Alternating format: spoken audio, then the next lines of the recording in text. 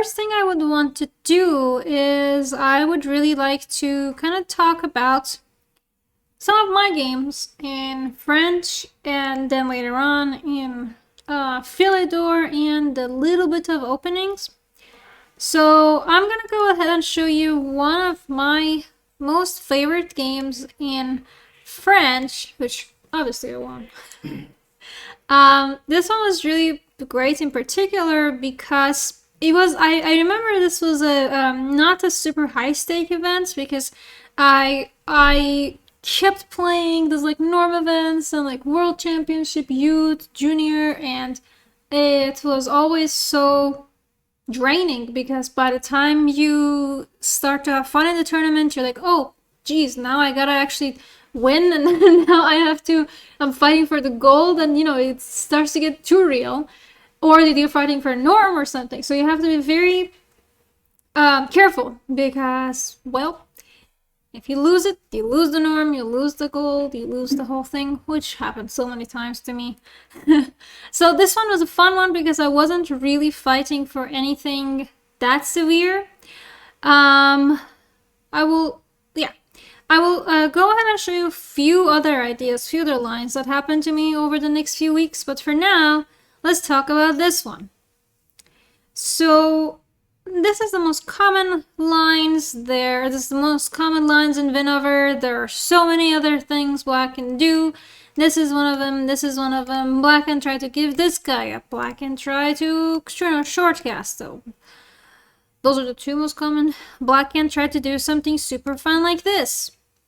And quote unquote, I remembered this was, oh my god, almost 8 years ago.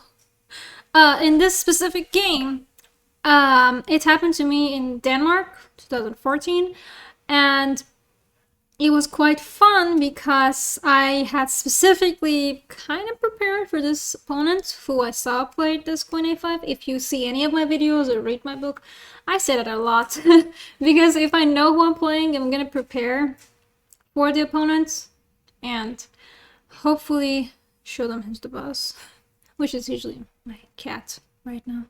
But so Queen A5, the idea is simple. They want to eat my pawn, so I gotta defend it.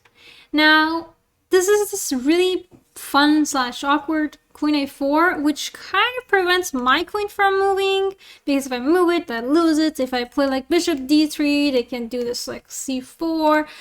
You don't really want to take it because you get your pawns tripled. But that's not necessarily true. You can easily actually take it, and after that, it's quite fun because my opponent fell for this. He went Queen E4 check. Let me ask you, white to move, what do you think is a good idea to do?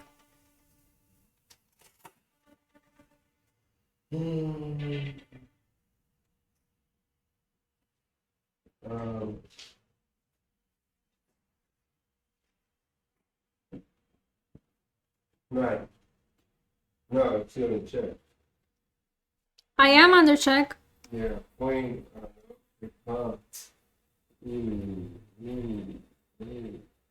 So there are few things that you have to consider here.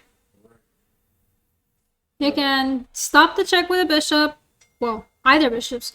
You can stop the check with a knight or with the queen. So you have 4 possible options.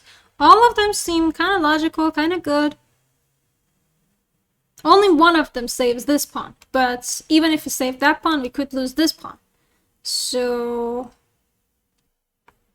decisions. Right. Let me tell you a little thing that I've noticed with chess players and non-chess players. It's quite interesting. Chess players, professional chess players, or people who've been doing chess for a long time are usually better at decision making in real life, which is not always true, but usually more decisive, more like control freaks a little here and there. But again, I'm generalizing, but because in chess you have to make decisions every move. You have to decide between so many other options every move, and yes, you could choose wrong. However, you still have to make that choice. And non-chess players they don't really go through that. They don't have to make choices like and then, you know, predict that future. Yeah, of course, you make choice, you go grocery, you drive this way, blah blah. But with chess, you actually have to take someone else's ideas into account, want to block them or let them make mistakes, like now. So I went queen e2, and the idea was that I'm trying to kind of tickle my opponent's queen. I want to see what you're gonna do. Are you gonna exchange it? Because if you do, I mean, that's kind of cool. I'll have that extra pawn. You know, yes, it's a little uncomfortable, but I have two bishops. Your bishop is kind of sucky. I still have to like try and do c4. It's still a long game, but I have an extra pawn and I have two bishops, and I'm pretty happy about it. However, if you fall for this trap, as my opponent actually did, and he was 1900 something for FIDE as well. Now we get this really amazing queen trap. That was a real game, over the board, classic, everything. And I remember the guy just looked up, he just looked down, he just looked up again, and I just stopped the clock, shook hands. Very beautiful. Short and sweet, 11 moves. So what I'm trying to say is, yes, this was an opening trap, which he completely fell for, but I only did it and I only played this take because I knew the opening. So you gotta know your openings. That's one big lesson. The other big thing is you can kind of go and brag to your non-chess player friends about how great chess players are at decision making because of your training. Alright, so there are other options too. You know, opponents can easily play knight d7, and this is completely fine. Your knight is pretty good here. There is a lot to it, of course, because I'm trying to do a little cheap trick. But, you know, your position is completely fine. And I'm not gonna get too into this. I'm just gonna like show you maybe 5 more moves on how my game went. Of course, instead of g6, king f8 is also possible. King f8 is very, very common in Italian, in French, not in Italian. But yeah, so I kind of tried to beat some pawns, which was probably not the best idea in the hindsight. Probably just getting this bishop out, but you know me, I'm always hungry for material. So now I'm pretty good because this bishop was a little problematic. Their knight is really good, and they just fixed my king's problem. They took away my bishop's problem. Everything is rainbows and unicorns now. A little bit more of rainbows and unicorns. Okay, I may have messed up a bit here. Whoops. This would have been better, rainbows and unicorns. Anyways, this is kind of getting away from the opening, and my point is to show you a little bit of opening, a little bit of what's possible, and what I experienced. So, queen a5, taking, after queen a4, taking is totally possible. So, of course, it's up to you. You don't have to take it. There's this. I'm sure there are a bunch of other Grandmaster games that you can follow. But dc5 has that little sweetness of, I just ate the pawn, come get it. So that's what I choose. Let's talk about knight e7. Again, queen c7 is completely possible as well. And if you try to go queen g4, knight e7, it does transpose. But for argument's sake, let's stay with knight e7 first. Okay, so as a loyal pawn eater, queen g4 is what you want to go for. Again, there are other lines. It's French. You can do h4, you can do a4, you can, I'm probably sure you can get your knight out and still be fine with it. I'm not, okay, bishop g5 is kind of winking at me. I'm not 100% sure about that, but you'll be fine anyways in the opening. As long as you have a plan on how to get your pieces out, you'll be fine. Okay, so queen g4, the idea is, well, first things first, I want to eat your pawn. So you have 3 clear-ish ideas. Queen c7 is a huge main line, castling is another huge main line, and there's like some fun stuff at king f8 too. So you want to make sure you know them quite well. Let's start with something weird. What if knight f5? Knight f5. What do you think we should do?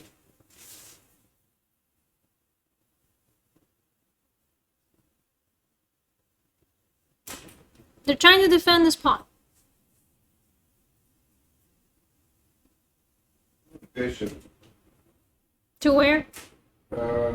D3. Yeah, I like that. Bishop d3. Thank you, chat. Thank you in person. Yeah, bishop d3 pretty good. You develop your bishop and you get to poke the knight. My opponent castled. Granted, this was years ago and my opponent was quite lower rated, but still. Logical moves. So, in this game I went knight f3. I kind of still stand by it. I don't really see why not. Yeah, you can try and take, but at the same time, this could be a little bit too much because you still want to try and push over here, but you lost your good bishop. That was a very critical bishop. I wouldn't take that unless I have to. So, alright, let's get the horsey running. See, now I kind of have to. Because if I bring my bishop back, then my bishop isn't really doing much here. And we don't want kind of dead weight on us. So if you have to come back here and later on find a better diagonal for the bishop, which is kind of really hard to do at that point because this is the best diagonal the bishop can be in. So if you have to vacate this diagonal, it's better to just liquidate the bishop.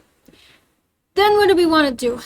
We gotta choose a square for the queen. I'm not the biggest fan of exchanging queens in this situation, so queen g3. And my opponent played a very logical move. She just moved away with her king. And here, again, there are multiple good ideas. One of them is this, because this is, you kind of free up your bishop from here. That's a very good diagonal for your bishop to be in. But yeah, this was World Youth Championship. World Youth or World? Huh, interesting. World Youth Championship 2014. Where was it? Oh, this was Durban. Oof. I have very bad memories from there. I almost won the event and then I didn't. And that was still hurts when I think about it. Anyways, I did win this game, so you gotta figure out where you want to place your bishop. I see a few first-time chatters, which is great. So, where do you want to place this bishop? I see someone mentioning here, so let's go for it. I agree. We push the queen, but that's fine. Here, actually, what do you think is the best move? I hadn't done a very deep French analysis in early 2014. I remember like later in 2014 was where I started to really get deeper in it, and early 2015 was when I believe I read Negi's book. Yeah, King d2 would have been the best one, exactly. In French, it's so weird. When the pawn structure is like this, King d2 just somehow works. And, you know, everything in my body is like, no King d2. But it works. Because they can't really attack it. You know, I keep thinking if there was a knight here, but there isn't. If there was a bishop here, but there isn't. So King d2 completely does work. So, I went for castle because I wasn't mentally ready for King d2 commitments, but alright, so castle they took, which feels really wrong. I'm gonna leave it up to you. What do you think we should do? Rook C1. Not a bad idea, but think more feisty. Bishop E2. Going the wrong way. King is here. Bishop F7. 6. I mean, this kind of looks fine. This kind of looks fine too. Bishop f6. A little hard to probably. Yeah, well, you had the bishop 4 on that rook. Yeah, because you'll be threatening checkmate, so they have to stop it. But then you bring this guy up, threatening checkmate and eating the queen, which I did not see in the game. I admit, would have been too pretty, too unrealistic. But actually, this would have made such a cute puzzle. You know what? If I end up writing another book, I'll definitely include this in it. Okay, good. You need my autograph? Sorry? You need my autograph? Why not? But yeah, bishop f6 would be pretty cool. So is bishop e7. Why don't I do this? Let's say they move the rook. I can again do the same thing. Still threatening checkmate. You go back, knight g5. Well, I guess if I didn't see bishop f6 the first time around, bishop e7 wouldn't really be that awesome. Anyways, I slightly chickened out. Aw. I just protected the pawn. I've always been such a big fan of pawns. Eating them, keeping them. Man. Alright, so after rook a2, it's again, I still have good advantage, but I missed that bishop f6 idea. Opponent went back with the queen. Now I did it. I had one move delay, man. And I did this too, but imagine how much better it would be if their queen was actually here. I would be actually attacking the queen too. Ay. Alright, so opponents tried to save the game. And I saved my knight first, and I'm threatening to make a new queen and checkmate 2 at the same time. Whoa, this is a pretty cool game. Where has it been hiding? White to move, you have a good advantage, but you need to find the move. What is that move? White to move. Where do you want to go? Thank you, Gustavo. Sorry. Check. F5, 4, 5, check. You mean e5? Mm-hmm. Oh, yep. Queen e5 would be the one, because you would be giving check. And the awesome part is, if they take, you promote. And that's it. Yep. So opponents played rook f6. And I simply continued by, well, let's eat it. And then let's make a queen. And kaboom. Boom. Yep. I truly did like this game. I had completely forgotten about it, to be honest. This was a good one. Alright, so this is, of course, if you get the exact same position in your game, I'll be very impressed. But I wanted to talk about this knight f5 idea, so here it is. Knight f5 idea. You still can get bishop d3, you'll bring more pressure on this knight. To be fair, opponent's best move would be to do something along the lines of h5, and maybe try and exchange queens, or trying to take here, and try and keep the knight here. But my opponent, I don't think she had that great of a understanding from French, and she just kind of castled and then made my decision for me by playing c4, because in these type of pawn structure, when you play c4, you are killing my bishop, so I'm not going to bring it back. I'm going to liquidate it. So, alright, let's go back a bit. Okay, I like queen g4. Let's talk take. So, take was a little bit new for me, because I really wanted to avoid these queen g7s, and I'll tell you why. My reasoning is that in the queen c7 idea, I'm very comfortable with bishop d3. Negi's recommendation in his book. It kind of always tripped people off. Didn't really matter what was their rating. They always kind of just got a little because the main line is take, rook up's here, you take this, they take this, then you get this guy out, and then they take this, and then there's like a weird h4, h5, where you can bring the queen back. We go f4 first. Thank you. I forgot that with one of my games too. Oh, thank you. But yes. There is a fun f4, and then you gotta bring this queen back, and then you're gonna somehow miraculously set up shop for long castle, and there's like 20-something theory that you're gonna remember, and you know it, the opponent knows it, and everybody knows it, and all you have to do is remember it, and I just wanted to not lose my mind for French. So I really enjoyed this not queen g7, because everybody does it. So I like this bishop d3 idea. And for bishop d3, it's pretty cool because, first of all, not many people do it, so they don't really know how to play it. Even if they know how to play it, it's very comfortable. And I will get to it in a moment. So, when they take, I could have taken on g7. What if I take on g7? I don't really get my bishop d3 anymore, so I really wanted to get my bishop d3, so I went bishop d3. If you want queen g7, completely doable. If opponent plays queen c7, boom, transposed. If opponent plays queen a5, as my opponent did now, then I actually had to figure out what to do. No more theory knowledge. In the game I went knight e2, which is fine, but after castle, you get bishop g5. This is still fine, but you can also consider some stuff like this, so I'm gonna leave it up to you. Knight e2, I had a pleasant position with it, and I was playing almost a 2200 federated, and he knew what he was doing, but I had a very comfortable game. Okay, I take it back. I missed my pawn. Now,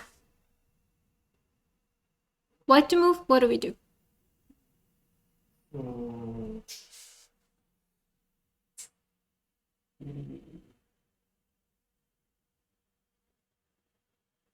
You got to move the bishop back to T2.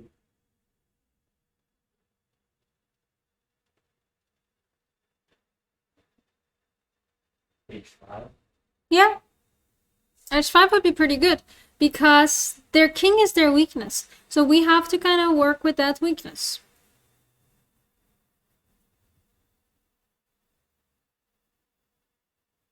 Oh, that is nice. Mm-hmm. That nice. Yep. That's nice.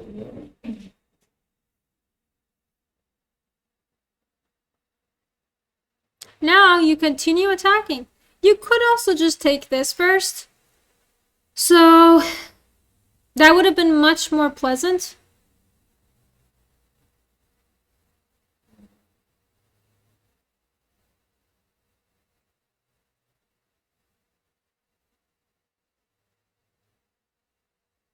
I think that would actually be much more comfortable too. Why did I do that?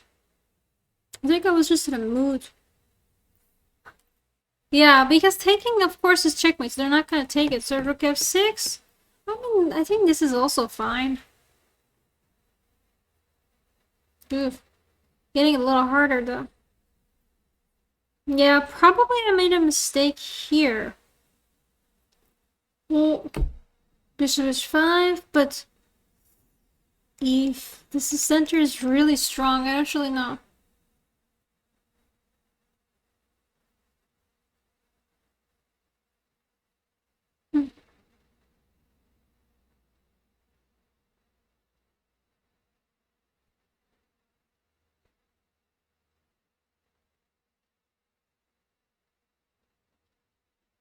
Yeah.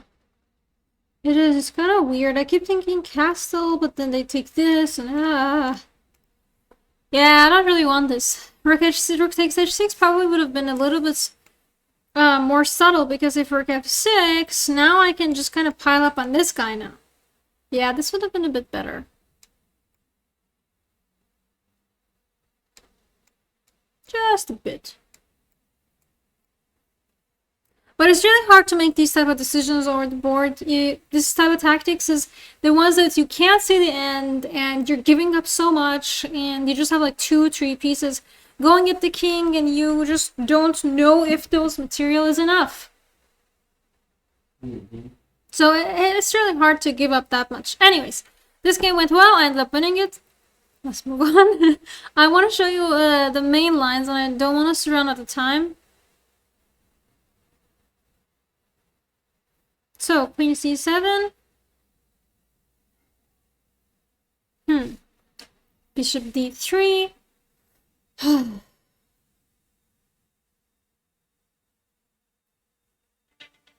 Let's see. There's this kind of a little bit of annoying c4 line, which I'm gonna skip for right now. Let's talk about what if take. So if they take, then what do you think we should do? They want to eat here and give you check, so you gotta stop that.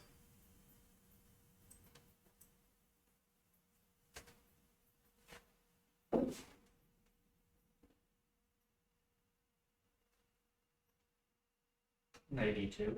Yep, good job. Your bishop is already out. You get your knight out too. No scary queen c3s. So let's say, first of all, what if they take this, for example? What can we do? F4. Why? Well, you have a better way of doing that. Bishop f1. Even better.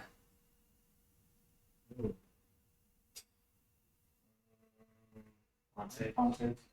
Yeah. Just eat that, attack the queen. If the queen does move away, boom. Queen trap. Not trap, because the, what's called, the knight is behind the, F to protect the queen if he moves up to, what's it, F5. What now? Yeah, the queen is not trapped. Oh, I see the bishop there. Oh, Yeah. It's kind of why we have this bishop out. Oh, yeah. Okay. Protecting every square. Yep. Ooh, Queen trap. Yeah, okay. Yep. Whoa, yeah. That's Quite cool, huh? So it's not, it's not a dead end. Black can still do this h5, and then you gotta Right. move this first, and then they can go the other way, and that's fine. However, white is still quite comfortable as well. I knew at some point she can get out of there. Mm-hmm. Right now, queen. A lot of people miss that, though. That is also true. So queen takes e5 is a no-go for, it's fine, but not the best one for black.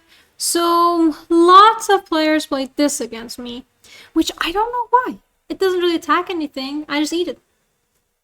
So, yay. I have a great center. This guy is a little in trouble. I got the bishop out, no c4, so I'm happy with this.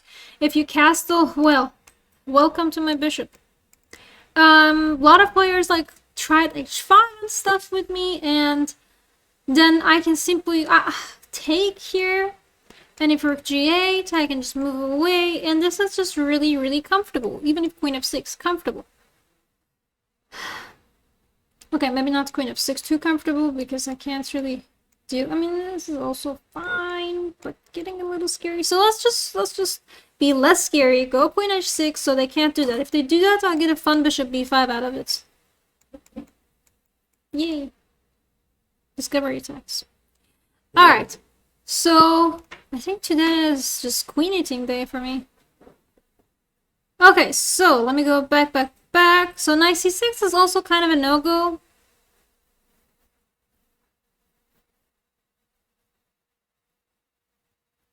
Now, after they so let's say they actually do the good idea, they take it. What do we do now? Because they just ate one pawn, two pawn, so we gotta have something up our sleeve.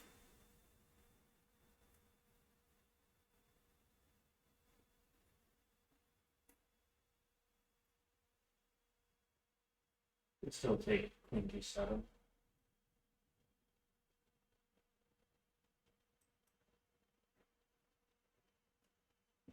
Yeah.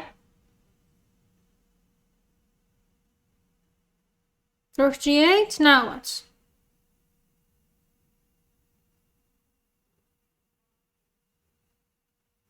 Take h7. Yep.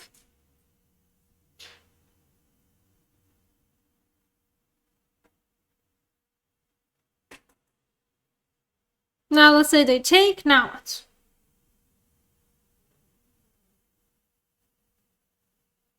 This is actually quite tricky because there are two kind of good moves that are kind of similar, but one of them is better. Bishop f4. That's kind of what I felt for too. No, actually, I believe the problem with bishop f4 is after queen f6, h4, rook g2 actually works. Because I tried bishop g3, but then you completely, my opponent made a mistake, but you completely lose control of the center. And however, if you play h4 first, if they end up taking it, then you get bishop g5. So you didn't really push opponent's queen away to give them e5, so you still kind of trap the rook a bit, but you're not doing it at the expense of giving up center. So the first time I actually played this in a this line in a real game, in an over the board game, this is the mistake I made. I actually went for bishop f4 first, and after queen f6, h4, take, bishop g3, and my opponent, he was an IM and he was 2400, but he still made a mistake because he didn't know this opening, and queen f3 looked more comfortable to him. And of course, wait, nope, did he do that? No, actually, sorry, he went knight c6. That makes more sense because queen f3, I was a little Queen f3, I could have just kept pushing this guy. So, or giving this check, stopping e5. Okay. So, he made a mistake, but not that severe. He went knight c6, and he's still kind of pushing for e5. I long castle, he did e5, and it's already getting scary, right? The center is really unhappy for me. I took this, he continued developing. He could have easily just did this, or even this, comfortably, but he went for bishop g4, and eventually I got a little bit more chances here and there, and I ate a bunch of stuff, and he ate a bunch of stuff, and I had advantage, and he had advantage, and then it ended in a draw. The usual chess games. So yeah, he just repeated here, and that was fine, because, you know, kind of funny, if I play bishop d3, you can checkmate me, so it's not like I had a choice to stop to stop the perpetual, but yeah.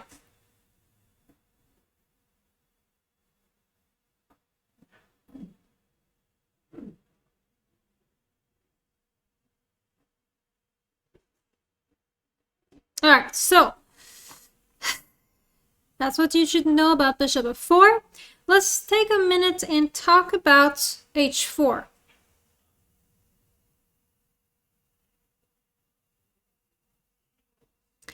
Let's say they don't do this rook g2. Let's say opponent plays like a cool, normal bishop d7 idea.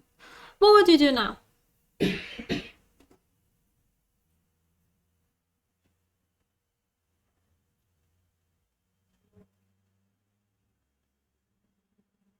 Yes, king seven. How? Yes, king seven. But if you do that, then isn't this scary a little? Oh, no, okay. Well, I mean, they're not gonna take it now, but the open file on your king. The big thing is, in this type of positions, because we have this pawn, it's a passed pawn, right? And we have a rook supporting it, that's kind of our big star. So we are kind of hoping to get rid of a bunch of stuff and we can just keep pushing this pawn. That's probably oversimplification, but we would be happy if they want to exchange queens. Because then we just get to push this guy. Whoa, why did I make this? Okay. For example, now, oops, not that. Let's go h4. Let's say, what if they play like knight d7?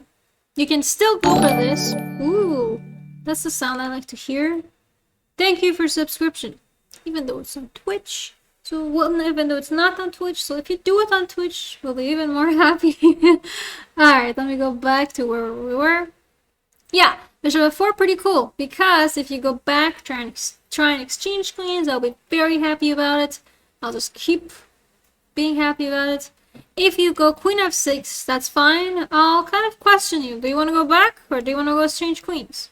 And when they do, which is again what we do want, now we have these two bishops. We have this really cool pawn that if we can help promote, that'll be awesome. The only downside that I see is, well, lack of center. So you gotta be careful about that. In this game I was playing another IM, but oh, this is like what, 7 years ago? It wasn't Qatar Masters, yeah. So I've been playing this specific line for over a year now, and I was very comfortable with it, but I still kind of wanted to, I don't think I've ever actually had this endgame happen to me before that. This specific idea with the knight on d7, rook on h8. But anyways, I knew that I have to try and push this guy, so I tried to castle first and then try and get this guy to roll. But my opponent got really good center. Again, I'm really hoping to push this guy, but it started to get a little scary because he kept attacking my bishops. And I could have tried to save it, but then this bishop felt like it wasn't really doing anything up there. So I decided that it's okay if I kind of let the bishop go away. And so that's kind of what my opponents went for soon after. Okay, got rid of that. And now... Yeah, baby! Ooh, Yeah. thank you, Dix, for the subscription. Nice. Alright. Yeah.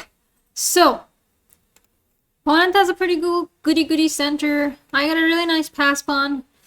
They're attacking my king. Currently they're attacking my knight, so it's basically raining bananas. One of the ideas is take. Let me ask you, how many of you would actually do this? Give up the knight for 2, potentially 3 pawns. I would. Good. I didn't have the heart.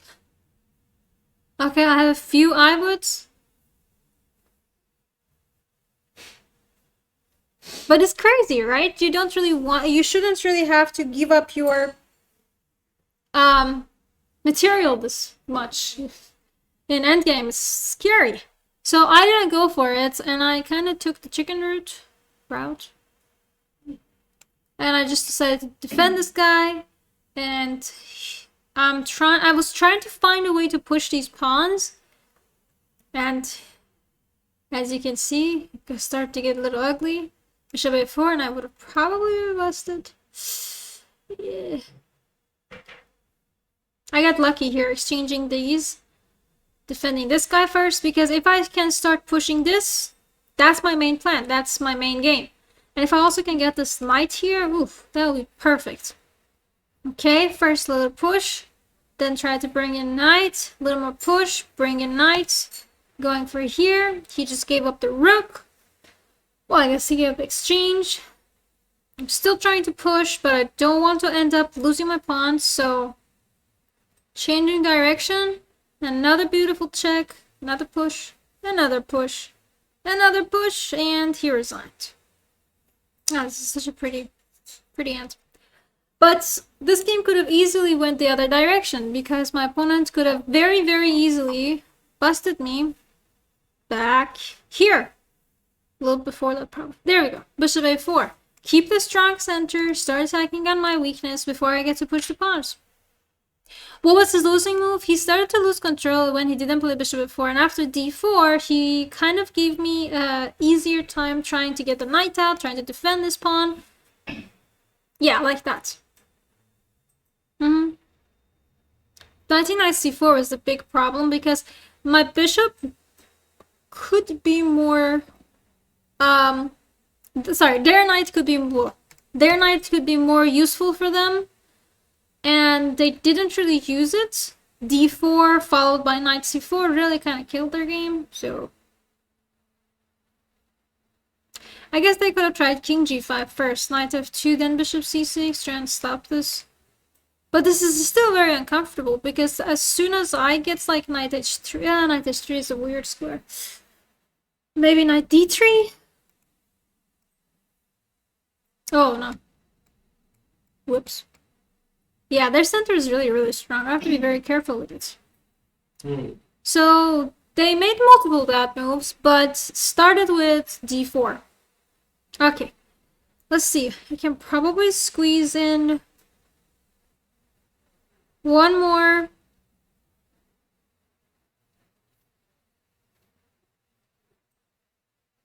Yeah, let me see. What if rook h8 first? So what do we do now? This was classical. Yeah, this was in Qatar Masters. Can't remember which round though.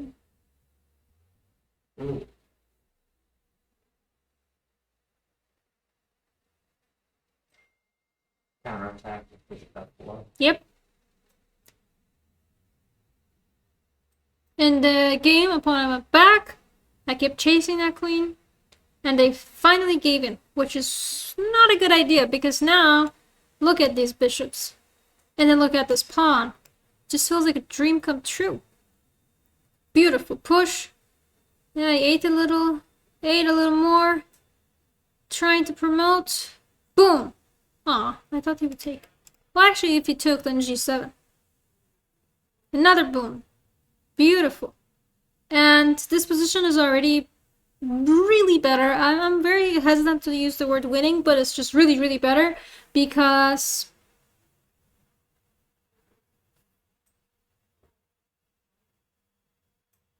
well, how do you plan to get your pieces out? Yep, exactly. Yep. Exactly. Your pieces are stuck. Really, really stuck. All I have to do is find a happy way of eating them. And I'm trying to be mean, so I'm trying to not let you play this freeing move, so all I'm doing is slowly not letting you, and eating more pieces, eating a little bit more, and stopping your promotion, and my opponent resigned here. Okay, I'm gonna go a lot back and talk about this bishop d3 a little bit more. So bishop d3, really good. The only thing that's always gonna bother me was the c4, because after c4 I get to come back and then I get to go to 5, and I can't really eat here, and my bishop is not in a happy place, so something to just kind of be very aware of. Alright, so I have actually a few games here that kept ending in draws. Let me show you another line in the time that we have left with King f8. Because Castle is a very long one, so let's talk about King f8. What do we do?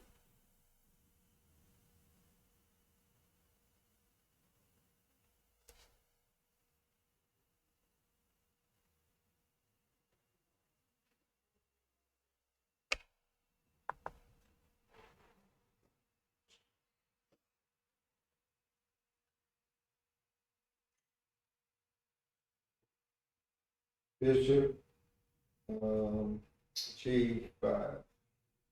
That's completely fine. There are multiple moves that are okay here. One of them is h4. I'm sure bishop g5 is fine too. And I actually have tried h4 before, and it was always so weird because, like, well, how am I supposed to attack the king? So, yeah.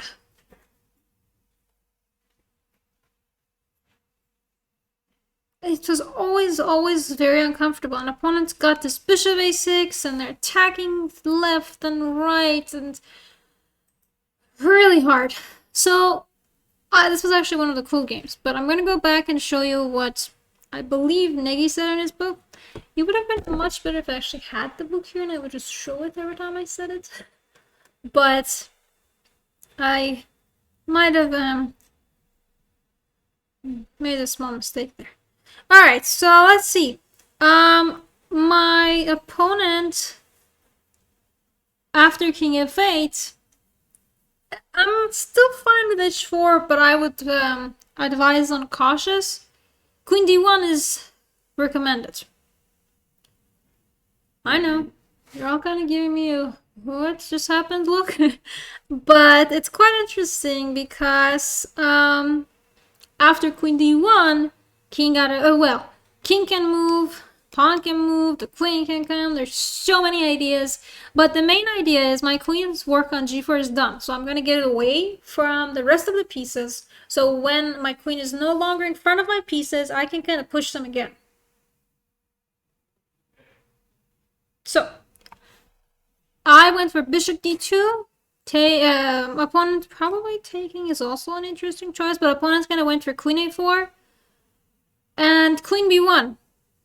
Again, this is so weird because this queen is just like going up, down, left, right. What am I doing with that queen? But this is all theory.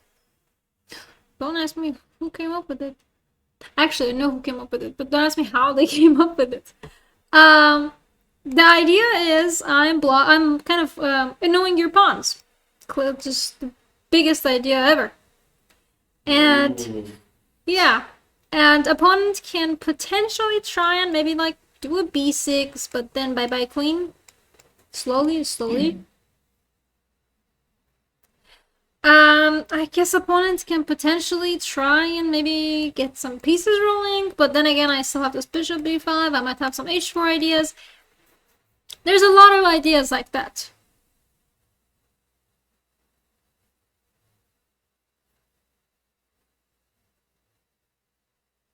So, queen b1. And my opponent in this specific game went for c4. Which was really annoying because I was really hoping to get this bishop somewhere good. And so I have to find a better... Well, now I have to find a new idea for the bishop. I went for h4. and continued to get my king side activated. And the opponent just kind of walked away with the king, which was kind of a unhappy thought because I was really hoping to attack that king side.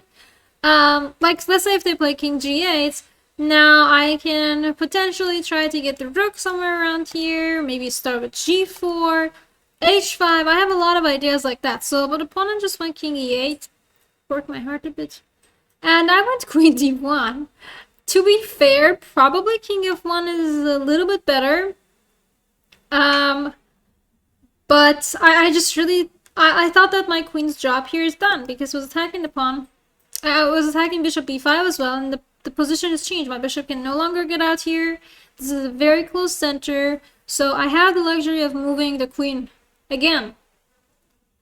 So, opponent played bishop d5, bishop d7. I went bishop h5, attacking this guy, and continued my attack. I think in hindsight, I might have still king f1 might have been a bit better, but I was just really into kicking this knight away, trying to find a way to peacefully play g4.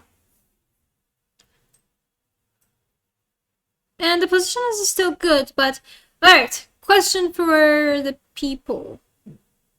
Opponent played f6. What do we do? They seem to be wanting to run away with their king. If we have two bishops, the center is super close. What do we do? Do we take this? Do we take this? Do we just let it be? What do we do?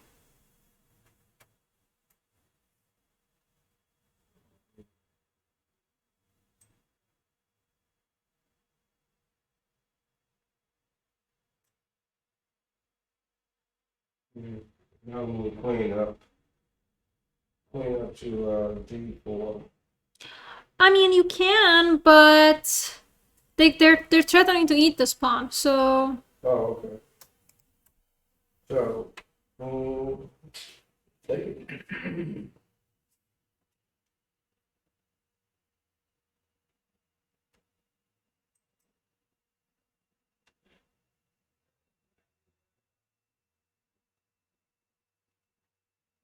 Yeah.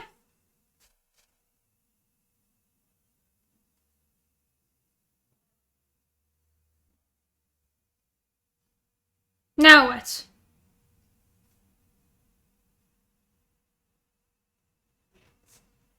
This is French, so it can get a little bananas.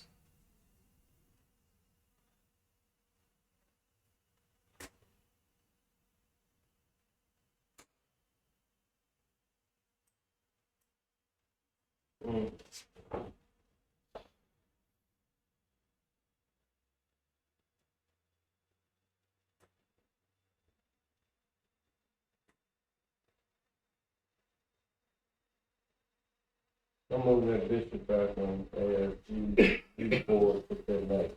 It's possible, but there's a really good move here that I missed, and I want to see if you guys and gals can find it.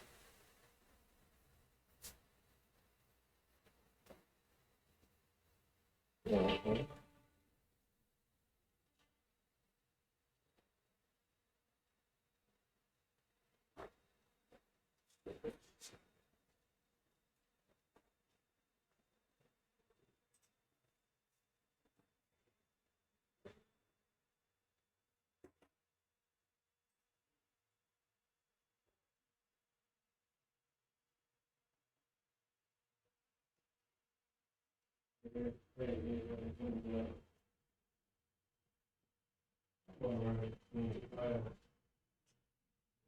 Takes that 5. Yeah.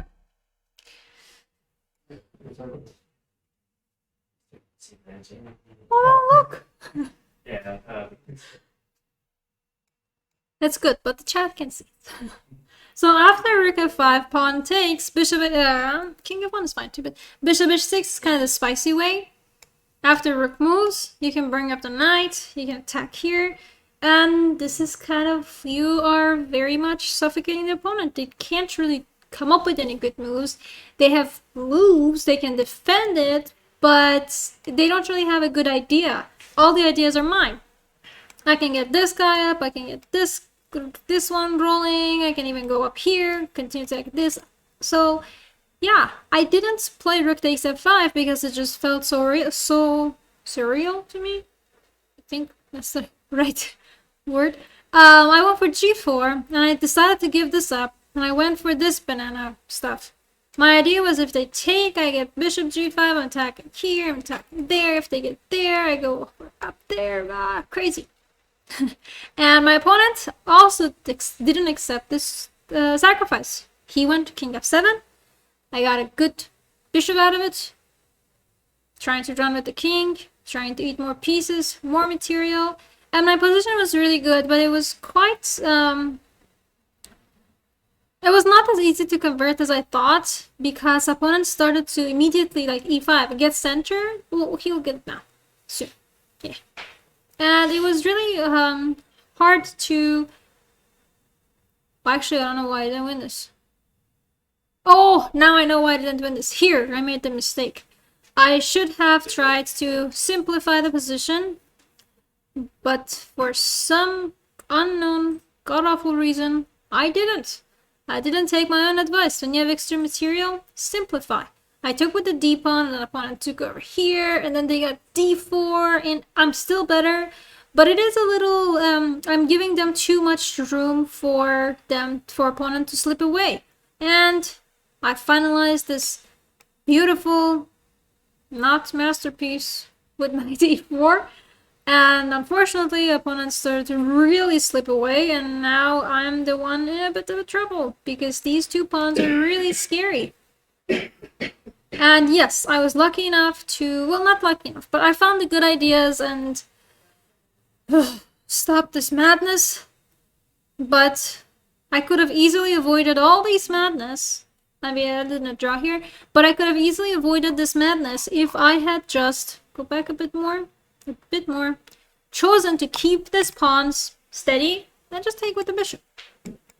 Get rid of opponent's knight if they do take. Now, even if they take here, that's okay, because I immediately get opportunities for simplification. And then I have two connected pass pawns, and if they do change the rooks, great. If they don't change the rooks, well, that's also kind of cool, because they don't get d4 anymore. Shortly after, let's say if they don't exchange rooks, I can immediately put this knight on d4. Boom. Stop that side, push this way.